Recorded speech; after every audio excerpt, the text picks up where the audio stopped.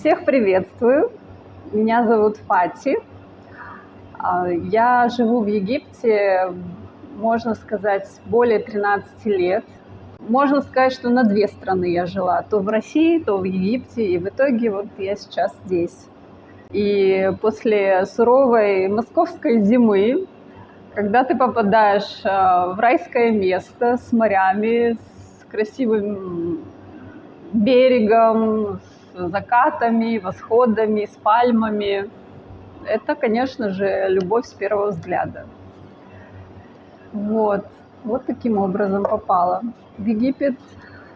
Потом, соответственно, познакомилась с молодым человеком. Через полгода вышла замуж.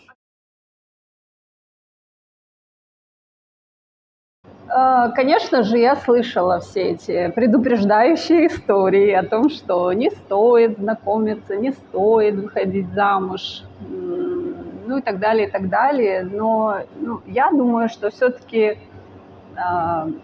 жизнь – это школа. И если тебе нужно пройти какие-то уроки жизни, школу, то ты его будешь проходить. Как бы тебя там не предупреждали, не пытались в чем-то переубедить, ты все равно идешь в этот опыт. И хочу сказать, что сложный опыт. Не могу сказать, что это прямо такая легкая школа, но по итогу, если оценивать внутреннее состояние, к чему ты придешь после определенных жизненных испытаний, то да, результатом я довольна. Многие, конечно, осуждают, обсуждают, как-то его недолюбливают. Кроме отдыха здесь ничего нет. В целом, по большому счету, да, можно так сказать. Но здесь все-таки раскачать свою жизненную энергию легче, потому что тут доступно солнце 365 дней, тут более живые, я бы сказала, люди, эмоции более раскрыты. Именно поэтому многие остаются здесь, потому что эмоционально, когда ты живешь в каком-то климате или вокруг какие-то холодные, там, безэмоциональные люди, происходит выгорание. Поэтому Египет, да, в этом смысле хорошее место. Если вы собираетесь в Египет на отдых или же планируете пожить здесь длительное время, то напомню вам, что вы можете у меня заказать консультацию на любую тему касаемо Египта. Я вам помогу сэкономить деньги, энергию и время. Звоните, и да будет вам счастье. Но в целом все хорошо. Дети ходят в школу, в американскую. Я в отеле работала. Сейчас я занимаюсь творчеством, рисую картины. Есть очень много интересных идей для проектов. Хочется их реализовывать, но пока непонятно как вообще это начать. Нету понимания, но есть очень много. Потому что Земля вообще сама по себе очень, Египет, скажем так, потенциал Египта огромный просто. И хотелось бы, конечно, чтобы больше творческих людей сюда приезжали, мы как-то встречались и могли что-то хорошее сделать. С мужем, да, к сожалению, развелись. Если мы будем говорить про менталитет, конечно же, он абсолютно разный. Потом второй момент. Женщина, которая хочет себя реализовывать, есть определенные потребности. Это очень сложно, потому что ты будешь зажата в рамках. Туда нельзя, сюда это нельзя. Очень много ограничений. Это очень сложно принять. Поэтому оставалось только таким образом двигаться, развиваться дальше. Очень много женщин хотят приехать в Египет. Надо, наверное, задать себе вопрос, что мне нужно, для чего я туда хочу поехать, в каком я состоянии, да, какие потребности я хочу закрыть. Наверное, это очень важно, разобраться вообще, что происходит внутри тебя. Второй момент – точка входа в отношения. Если женщина входит в отношения и не понимает, какие у нее приоритеты, какие у нее ценности, что для нее важно, что для нее неприемлемо, и тут происходит полная, как бы скажем, смена, да, ценностей, ориентиров, каких-то привычек, это большой стресс будет. Но женщина думает, я как-нибудь с этим справлюсь, главное семья, мне главное сохранить отношения, я вот сейчас под кого-то подстроюсь, я себя поменяю, я кого-то поменяю. Это все сказки. К сожалению, этого не произойдет, никто никого не поменяет, это просто будет определенный жизненный опыт, и в итоге все останутся при своих ценностях. Поэтому вот это точно надо себе как-то вот такую пометочку сделать, что если вы находите себе человека, максимально он должен совпадать с вами по ценностям. То есть то, что вы цените, и он ценит. То, что для вас важно, и ему важно. И так далее, и так далее. Про границы я вообще молчу. Это тема, которую нужно точно разобрать для начала. Прежде чем входить в отношения с восточным мужчиной, вот с границами стоит разобраться. Фатима, почему они вот так вот не умеют держать границы, постоянно нарушают их? С чем это связано? Это связано с тем, что, допустим, на примере, да, чтобы это было понятно и быстро я смогла донести мысль. Недавно мне дочь говорит, она мне что-то сказала, я говорю, так нельзя, я твоя мама, ты так не можешь мне сказать. Я спокойным тоном ей объясняю, сразу останавливаю. Она мне говорит, а вот там какой-то там Адам, я слышала, говорит, он сказал маме, you are stupid, и мама ничего не сказала. Понимаешь?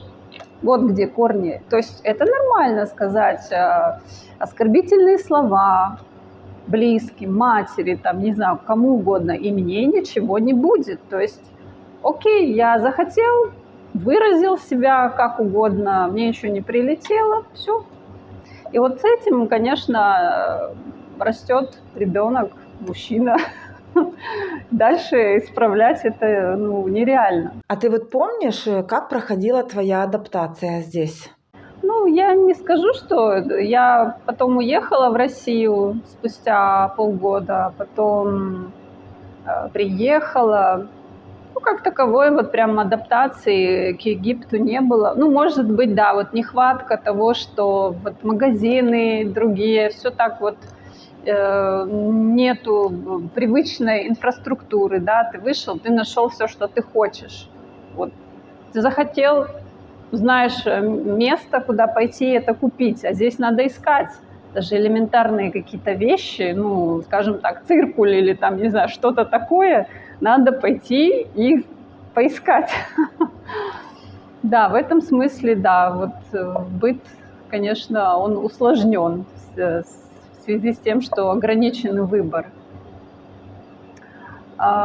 Если говорить про вообще менталитет, да, там были моменты, сложности.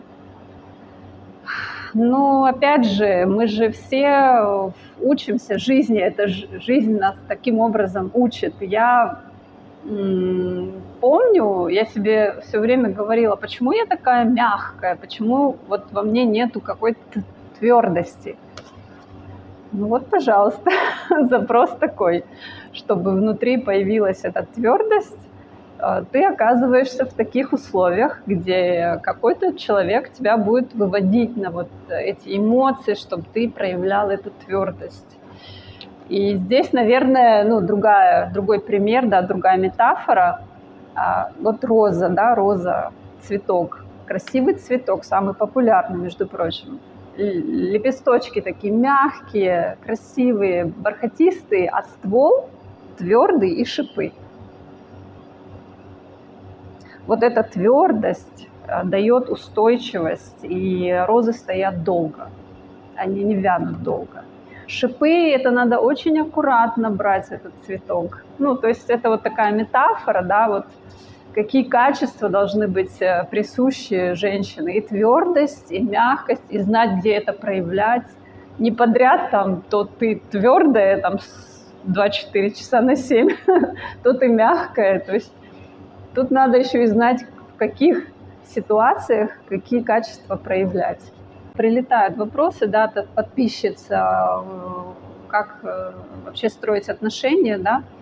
В самом начале очень важно не пропускать никакие знаки. Вот, ну, я говорила про ваши ценности, приоритеты. Вы знаете точно, как с вами нельзя, что вас нельзя оскорблять, унижать, там, называть какими-то оскорбительными словами. Для вас это неприемлемо, соответственно, вам нужно этого придерживаться. То есть, если вы услышали хоть какую-то, ну, вроде бы там, окей, такая не сильно обидная фраза, но она вам не нравится, тут же нужно выпускать шипы. И таким образом произойдет такой естественный отсев. Те, которые не выдержат вот этого, ну, испытания на проверку, да, когда вот он привык оскорблять или как-то относиться неуважительно, он просто скажет, да, она как-то это, мозги мне выносит и все, сам отвалит. Но если, допустим, человек понимает, да, вот он проявляет уважение, он каким-то образом заботится о том, чтобы, ну, как-то подбирать слова или... Опять же, тут может быть некоторое время, да, они могут быть очень вежливыми. Конечно, нужно проверять разными способами, но сломя голову точно не следует выходить замуж. Нужно какое-то время выдержать и посмотреть разные ситуации, задавать вопросы, ближе как-то вот больше узнать про внутренний мир, про ценности, про то, чем он занимается, с кем общается, что для него важно, что не важно. Ну, много-много. Вы все увидите в самом начале, все видно по поведению. И тогда, если у вас хватит мудрости, вы примете правильное решение. Если не хватит мудрости, а эмоции там ваши возьмут верх, и вам захочется пройти этот опыт, вы его просто пройдете.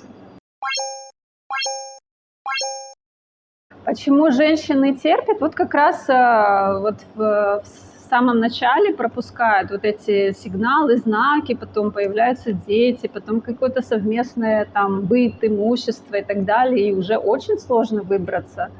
И уже женщина думает, ну как я вообще одна смогу, как я там без детей, куда, что. Ну там очень много вопросов уже бытовых возникает. И женщина терпит, пока либо она себя блокирует полностью, свои чувства, вот такая выключенная такая. Ну, я знаю, очень много таких женщин ходят безэмоциональные, такие вот ходят такие, как роботы, но зато правильные. Вот я такая правильная, ну, слава богу, я себя как-то, ну, это же не жизнь, это нету эмоций, нету счастья, нету радости, и дети это видят. И, ну, это такое решение, как бы выжить, просто выжить.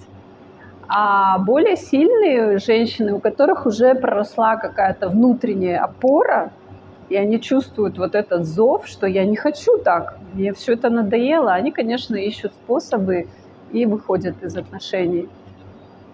Поэтому здесь, наверное, почему терпят, это вот насколько есть внутренняя сила, да, соответственно, они ищут способ, как не терпеть, а у кого такой внутренней силы и опоры нет, они себя блокируют и терпят дальше. И, к сожалению... Дети просто представить. Да, печальные, да, последствия. Ну, И вот для мужчин... Потому что меня не слышно. Ты говоришь, что потом дети вырастают несчастными. Да, дети, конечно, будут потом повторять примерно вот этот паттерн поведения родителей, да, вот это было приемлемо, это же на автомате все, это очень сложно, вот эти родительские автоматические программы потом убирать, это нужно очень глубоко работать. Поэтому, да, нужно задавать себе вопросы. Хочу я такую жизнь? А нравится ли мне вот так жить? А как мои дети? А как вообще вот даже сам мужчина, он деградирует с вами? То есть вы ему даете почву для того, чтобы у него вот эти все негативные качества прорастали еще больше. То есть он не задумывается. То есть он думает, ну ладно, так можно, так проще. Таким образом и появляются вот эти все абьюзеры. Если вопрос про это, то как они появляются? Потому что есть те, которые этому потворствуют. Поэтому женщины, да, набирайтесь знаний, опыта, копайтесь, цените себя, выстраивайте свои внутренние ценности. Это очень важно. И чем раньше вы это сделаете, тем меньше страданий и проблем будет. Тем проще выходить или тем проще находить подходящего, не тратить полжизни на попытку кого-то поменять или себя поломать. Ни то, ни другое не работает, к сожалению. Скажи, пожалуйста, на твой взгляд, почему восточные мужчины так любят славянских женщин? Восточные мужчины любят, да, таких вот покладистых, воспитанных, образованных, культурных, потому что ими легко манипулировать. Они, ну, по природе своей, ну, скажем так, по развитию, можно сказать, да, вот этот метод, он самый популярный. И если, опять же, если оттолкнуться от внутренних ценностей, если ты уже настолько себя как-то взрастил, и ты себя ценишь, у тебя есть вот такая самоценность внутренняя, ты не попадешься. Но когда у тебя ее нет, на что ты опираешься? Главное, чтобы меня похвалили, чтобы меня полюбили, чтобы там мною были довольны. Ну вот давайте копайте назад, да, в детство. Какие были ценности у нас, ну, там в России, в школах, в семьях? Будь скромной, послушной, покладистой. Это было удобно. И вот эти ценности в основном привиты нашим женщинам. Но точно так же мы можем быть и другими, жесткими, мы можем защищать свои границы, мы можем не допускать вот такого отношения к себе. И как раз вот это все проявляется вот внутри отношений, когда тебе вот это все надоедает, ты понимаешь, что это не работает, это не приносит мне счастья, да, я подстраиваюсь, я там как бы покладистая и так далее, но в итоге что происходит? Полный дисбаланс в отношениях. Поэтому, как бы, да, любят в том смысле, что легко, удобно в самом начале, но это не приводит к счастью ни его, ни женщину. То есть отношения все равно не гармоничные. Поэтому на это, конечно, не стоит рассчитывать. И вот здесь, конечно, нужно смотреть в свою самоценность. Вот если женщина понимает, что такое «я ценна сама по себе», и задает вот эти глубокие вопросы самой себе, это не самооценка, где я умею то-то, то-то, я такая профи, я профессионал, у меня там какие-то регалии, или у меня там карьеры, машина, деньги. Это, да, самооценка. Но внутри вот всех вот этой всей мишуры, внутри должна быть крепкая опора, вот эта самоценность. Что бы ни случилось, у меня есть вот эти принципы, и они у меня всегда будут. И это меня как-то вот защищает, да, от вот этого хаоса. Тогда, да, тогда есть шанс, что найдутся более, да, достойные, взрослые, зрелые личности. А так, да, это всегда отношения детей во взрослом теле. Существенный плюс восточных мужчин, на твой взгляд? Это эмоциональность, живость. Это как раз вот то, что притягивает. Эмоции, конечно, это энергия. И с одной стороны, вот эта эмоциональность, это вот умение выражать свои эмоции, это большой плюс. Но минус – это его оборотная сторона. Если бы они умели управлять своими эмоциями, то есть они у них хаотично возникают, и такие-сякие, вот целый букет эмоций, и да, энергия чувствуется. У наших более вот холодные люди, мужчины, они более эмоционально заблокированы, что они боятся выражать свои эмоции. Потому что, опять же, мы уйдем в детство, что там мы вспомним, да, мальчики не плачут, мальчикам нельзя, ты же мальчик, ты мужчина. И вот выражать свои эмоции порицается. Поэтому мужчина вот тоже такой заблокированный. То есть, мне кажется, вот это вот эмоциональные искажения, они здесь как раз все сюда попадают, чтобы разблокироваться. Но, к сожалению, вот эта разблокировка эмоций происходит в каких-то драматических событиях, что, ну, как сказать, ну да, вот это такая жизнь, жизнь как в кино, можно сказать. Поэтому здесь и плюс, где плюс, там же и минус, где минус, там же и плюс, и весь этот хаос происходит одномоментно. У нас более предсказуемо все, более все логично, более как-то все стабильно, степенно, но очень как это, отсутствие жизни. Вот не хватает там. Ты не чувствуешь вот эту вот искру жизни, не знаю, каких-то вот яркостей нет. Поэтому вот оно какие-то происходят смешения, да, мы сюда попадаем, мы обмениваемся, там что-то происходит, какой-то эволюционный рост происходит. Фатима, вот лично я не люблю сильно эмоциональных мужчин. Как ты это объяснишь?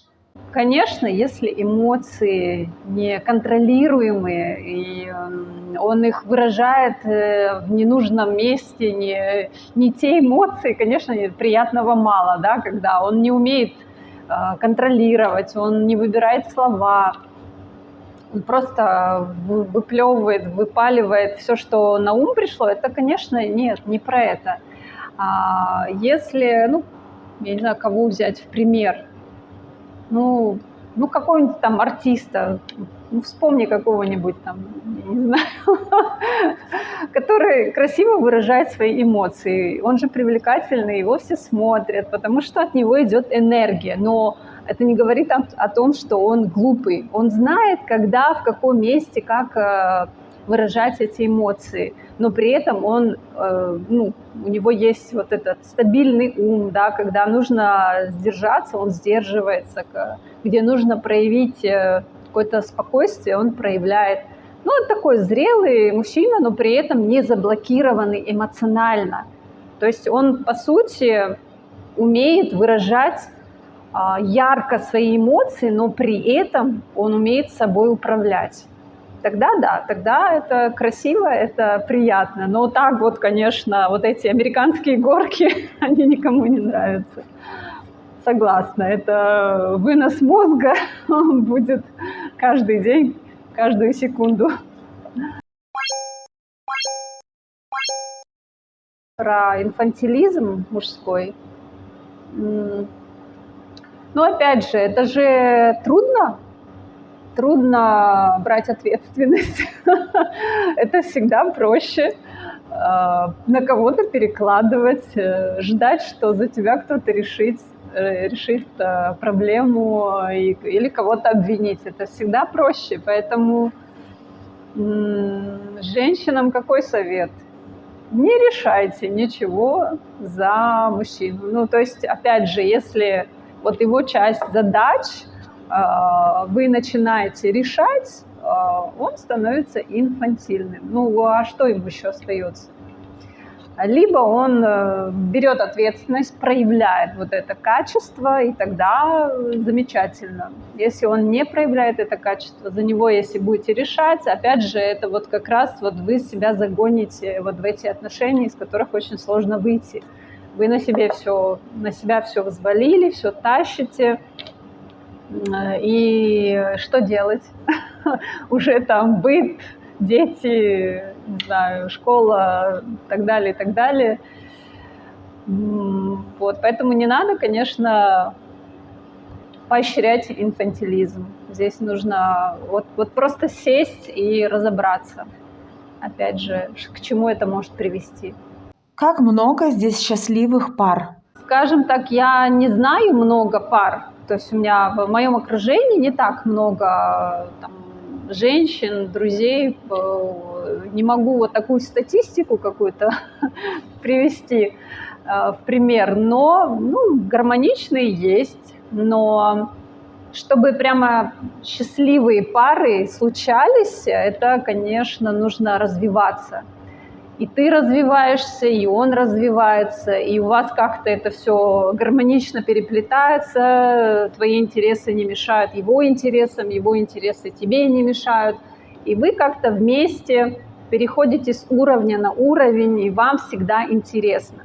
Но если одна вырывается на более высокий уровень развития, а второй тормозит, вот тут уже критическая ситуация. Один будет тянуть второго вниз, другой пытаться дотащить силой, да, давай развивайся, давай что-то делай, там что-то там зарабатывай, карьеру какую-то выражай и так далее, реализовывайся, а это не происходит, это конфликт. И здесь, конечно, да, здесь, либо один соглашается и себя обратно тянет вниз, и вот в этом болотце живут. Поэтому счастливые пары случаются только там, где есть гармоничное развитие во всех смыслах. Кстати, здесь Египет для этого шикарное место. Ты можешь и в спорте развиваться, и круглый год солнце. Я до сих пор удивляюсь, почему не открывают отели с направлением спорт, здоровье. Здесь же все про all-inclusive, да, приехали, пожрали, попили, я извиняюсь за такое грубое выражение, но я бы, если бы я нашла, допустим, заинтересованных, я бы, сама бы поучаствовала вот в развитии такого отеля, где и спорт, и питание, и какие-то интересные мероприятия, чтобы вот уйти от этого. Поели, там 24 часа на 7, пьют, ушла от темы, но, надеюсь, объяснила. Ну что, дорогие подписчики, благодарю вас за ваше внимание, время, и благодарю Викторию за то, что она меня пригласила. Мы случайно с ней встретились на пляже, и как-то она очень такая деятельная, быстрая, сразу хваткая. Вот, кстати, очень хорошее качество, Виктория. Вот поэтому у тебя вот канал растет, потому что ты сразу делаешь. Есть такое выражение: бери и делай. Вот я с тебя буду брать пример. Потому что у меня есть очень много идей, я все думаю, что-то мусолю в голове. А надо брать и делать. И я надеюсь, мы с вами еще встретимся, если вам было интересно обсудить какие-то другие темы. И если вы думаете о том, что приехать в Египет или нет, приезжайте, смотрите.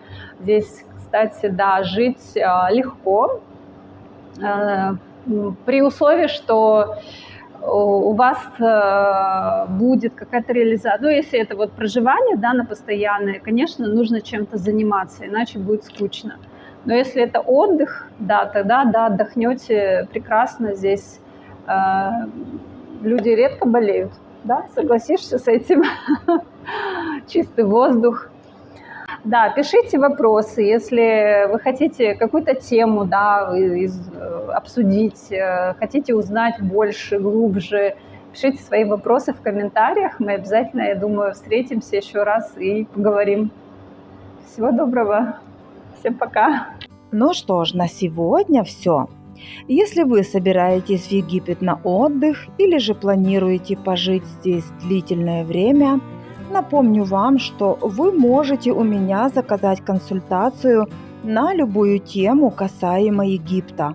Я вам помогу сэкономить деньги, время и энергию. Все координаты под видео. Пишите, и да будет вам счастье!